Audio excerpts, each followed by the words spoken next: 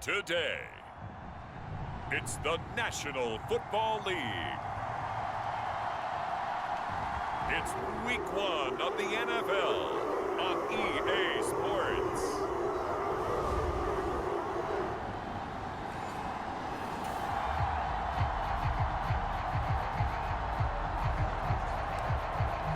Nothing on the scoreboard, 0-0 as the offense gets ready to take over the football.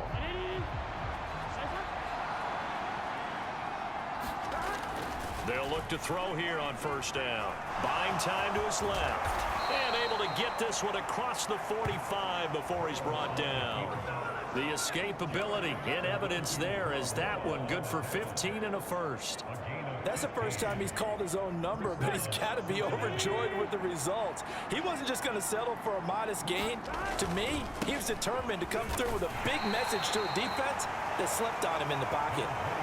And he'll take this ahead for about 4. Second down coming up. From just across the midfield stripe, here's 2nd and 6. Being chased out left. And he takes a shot on the release as this will be incomplete. Well, what a start to the season here. Cincinnati and Cleveland, AFC North rivals, Ohio rivals. I don't know what to make of this division. It feels like anyone could win it, including these Browns. And you're right about that. And how historic would that be if Cleveland did rise up and take the division? So far, since we've gone to this format, they have not won the division title. They're eager, they're excited, and they believe that this could be their year. Out to his left. And he'll be taken down, but he does have first down yardage. Give him 7 on the tuck and run, and it'll get him a new set of downs. And that's an early scramble that can be viewed positively by either side. From the offensive point of view, it begins to establish him as a possibility to keep it on certain plays. And defensively, they avoided giving up a huge play in one of their first tests in containing a quarterback on the run. Oh, he was hit as he threw it there, and that one winds up incomplete. 2nd and 10. He'll look to throw, escaping the pressure right. That's complete right side to Asiasi. And they're going to have another first down as he's going to be tackled at the Browns' 14. That one goes for 24 yards. A first red zone opportunity the new year here as they come up now 1st and 10. They go back to the ground now with Mixon. And the result here, a pickup of 8. Leaves him with 2 to go on 2nd down.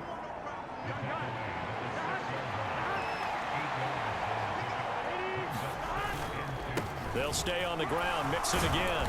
And he's able to get it down to the 2-yard line. 4 yards on the play, and that leads to the 1st and goal. Well, we always talk about good down and distance, allowing offenses to expand their playbook. Well, 2nd and 2, that means your playbook's wide open. You can run. And he will take it on in for a Bengals touchdown. Joe Mixon taking it in from 2 yards out. And the Bengals are on the board here first in the season opener. So that a great sequence for these guys to begin the ball game. They force the punt on one end, then come right down the field and score on the other. And that's a great example of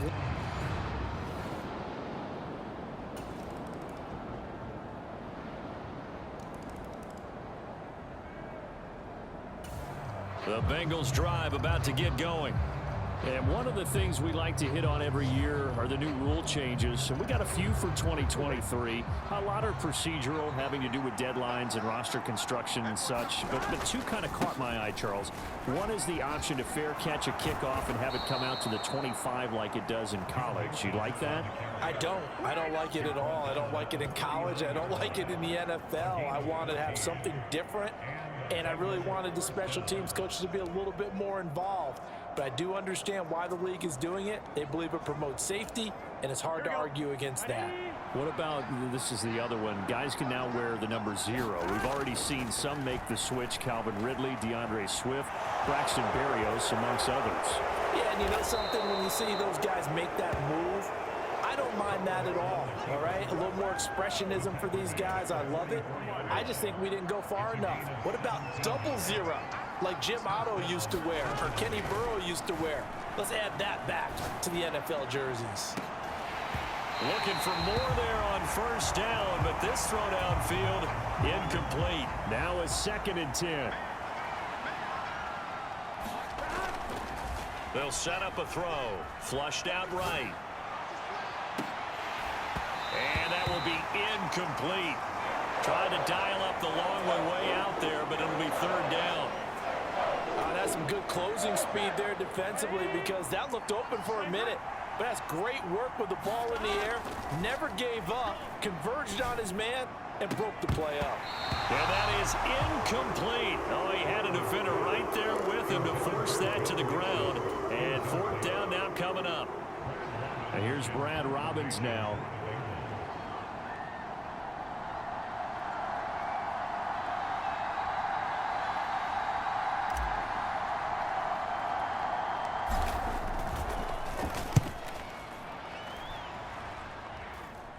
And no return on this one as the fair catch is signaled for and taken.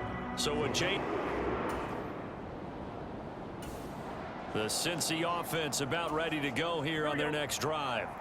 And Charles, nothing like squaring off with a division opponent, a division rival in week 1. Do you like that they are matching up this early, or would you prefer a game like this be a few weeks down the road? I actually like the early matchup for a few reasons, Brandon. First of all, it allows you to see that in the entire offseason and know, hey, right out of the gate, we're playing a division game. Second part is it spreads them out a little bit. If you just have them all bunched up at the end of the year, that's not as much fun watching teams try to survive that gauntlet when you do have injuries down the stretch. And last but not least, let's face it, we're TV people. What a great game to sell right out of the gate.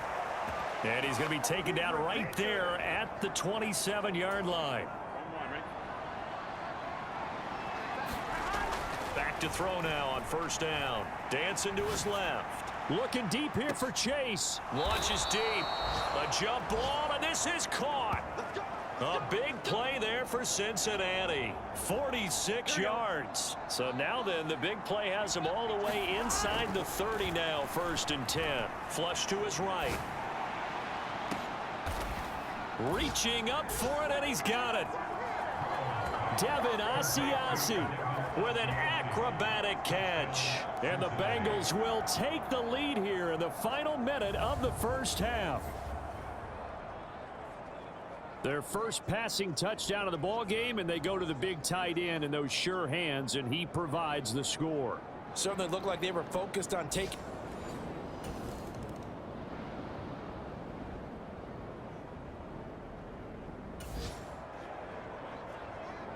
So we're in the final minute now of the first half as this offense gets ready to take over. From midfield now, Burrow. Forced out to his left. Looking deep here for Chase. And that went a little too high as it's knocked away and incomplete. Now the Bengals going to use the first of their timeouts. It's just their first, so they'll have 2 remaining here before we get to halftime. Here's 2nd and 10. Back to throw here. Steps away to his left. Looking deep here for Chase. And that's going to be incomplete. Good effort there trying to take a shot, but it's 3rd down.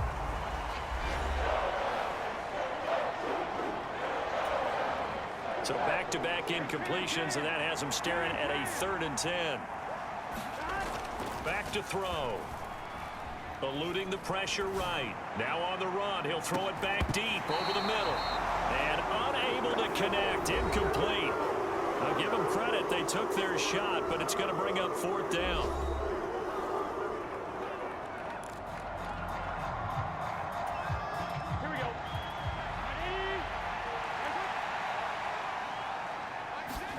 Final play of the half for Burrow and company. Escaping the pressure right. Oh, he'll let one go deep for Higgins. And that's going to be incomplete.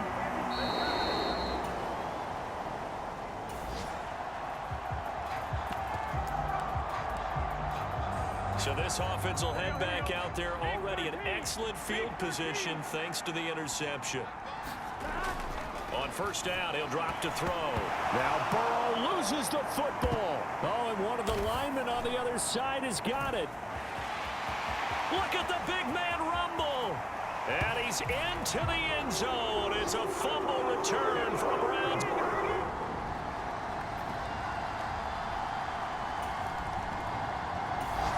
The Bengals drive about to get going.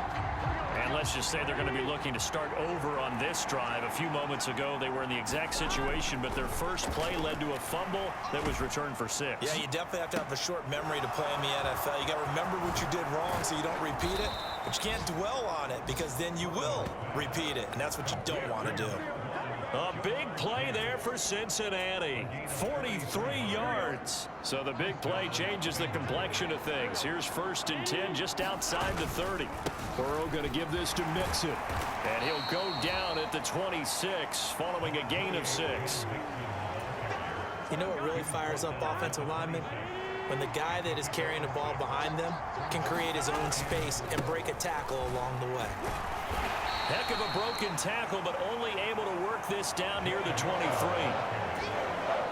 A couple extra tight ends in the formation here as they line up 3rd and 2. They give to Mixon to try to pick it up. And he will have the first before he's brought down right on the chalk of the 20. They're able to convert with a gain of 4.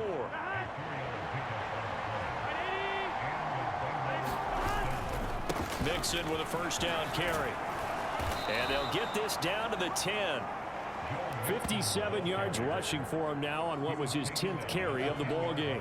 We use the word relentless a lot with guys who are aggressive on the field. In this case, it really fits, doesn't it? How about his ability to break tackles and his feet never stop moving? Now they'll switch it up here and look to throw. Buying time to his... And he'll take this into the end zone for a Bengal TD. Joe Burrow. A 10-yard touchdown run. And the Bengals have taken the lead. And I think we always seem to be just a tad surprised when we see Joe Burrow go into the end zone on a running play. He's got so many weapons around him. He tends to distribute the ball and let them carry it across. But he had 5 rushing touchdowns in the regular season last year. Added another in the wild card win over Baltimore.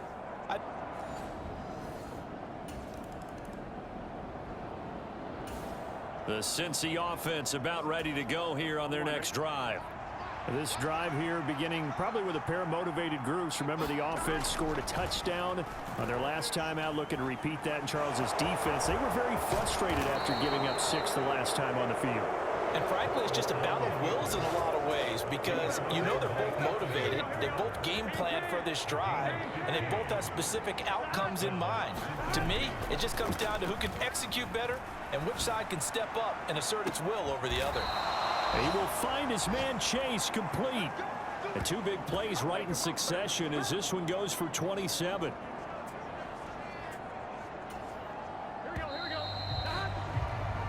We are through 3 quarters here on NFL Kickoff Weekend. This is the National Football League on EA Sports.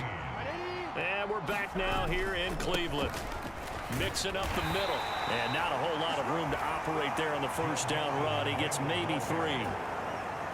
Here's 2nd and 7. Again, it's Mixon. Able to push forward for about 4 down to the 37. When you find that kind of yardage, you couldn't be more confident as a ball carrier. And guess what? You're going to go back and tell your offensive coordinator, I'd like to keep carrying it, thank you. On 3rd down, Mixon. And he'll be taken down, but he does have 1st down yardage. Got what they needed there. The drive continues with a 9-yard pickup. I think we're seeing the effect that runs like that are starting to have on this game. They're a little bit slower, that front 7, reacting to the football, almost like body blows in boxing, slowing them down, and they're really starting to take over in this game. He's going to take a shot for the end zone. And this one almost intercepted. Had a chance to come down with it in the end zone, but could not hang on. On 2nd down, Burrow flushed out right. Unable to corral him, he fights through. And they're going to have another 1st down as he's going to be tackled at the Browns' 12-yard line. It's a pickup of 15 and a...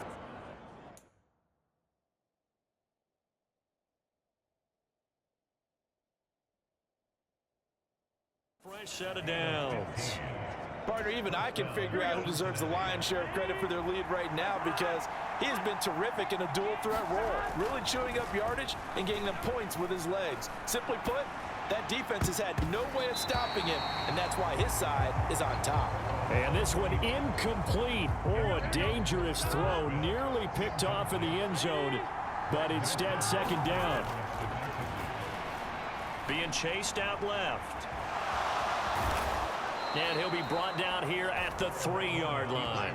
And give him 10 that time as he was able to get away from the pressure and get a nice gain. The battle in the trenches never more important than right now. This is 3rd and inches. They'll drop to throw. Dancing to his left. And he will take it on in for a Bengals touchdown. Joe Burrow with now 3 Week 1 touchdowns. And the Bengals are closing in on a winning start to the year as they extend their 4th quarter lead. We talk so often about how hard it is to win in the NFL when you turn the ball over, and here a late turnover leads to a 4th quarter touchdown and a 2-score lead.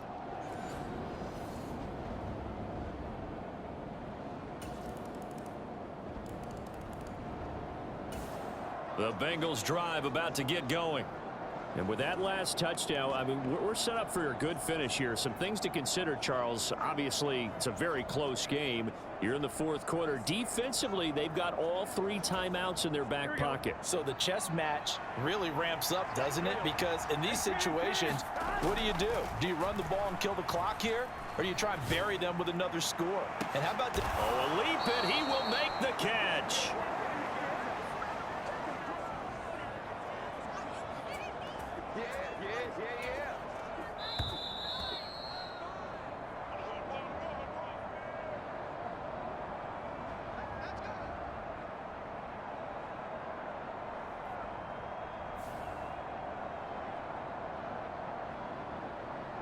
So the Bengals in possession of the football here as we get you reset.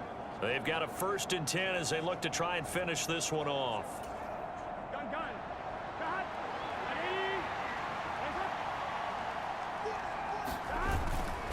5 points of contact necessary at this stage as they'll run on 1st down.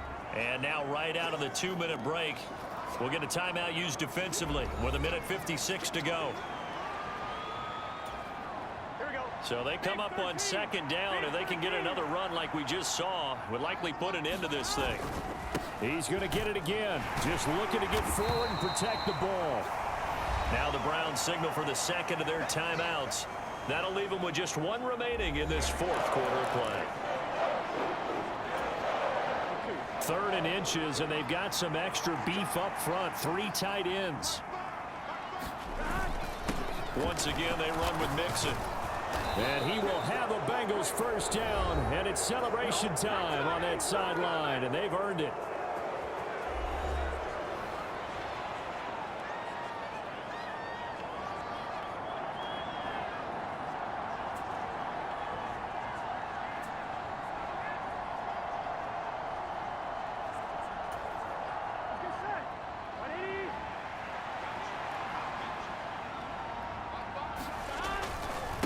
Now it's Mixon running right.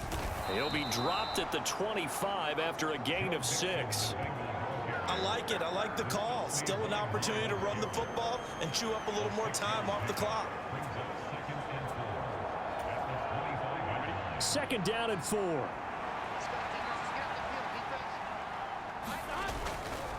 Inside handoff to Mixon. I like the call there because that was one to take time off the clock and get them closer to getting out of here with a W. In the mind of the play caller, all you want to hear is tick, tick, tick. Here's a give to Mixon. And he is going to have the 1st down, and that is going to suck the life right out of this crowd. It's a gain of 4, and that should just about seal the deal. Well, someone's been having a good game so far, and you know something? A lot of it's been power running. They decided to turn him loose again on 3rd down, didn't they? They did indeed. He delivered the tough yards.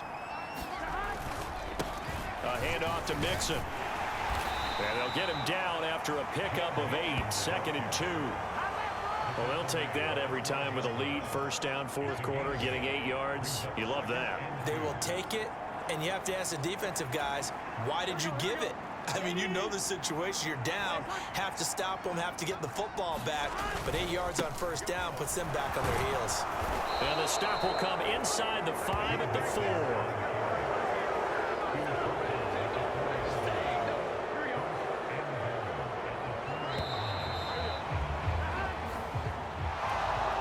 This was not just the opener of a brand new season, but this was a division game here in week 1. And to come through with a 1-0 start against a division opponent gives you a little something extra heading forward for the rest of the season. Yeah, let's pile it all into one game, right? Opening the season, and you open within the division. You knew the motivation was going to be there on both sidelines. One just executed better and earned the win. So for Cincinnati, it was a hard-fought game, and they'll exit 1-0 as they win by a touchdown. And they will head back home next week. Meanwhile, for Cleveland, they go down to defeat here in the opener. And they'll be on the road next week as they travel to Pittsburgh to take on the Steelers. And for Charles Davis and our entire crew, I'm Brandon Gaudin. You've been watching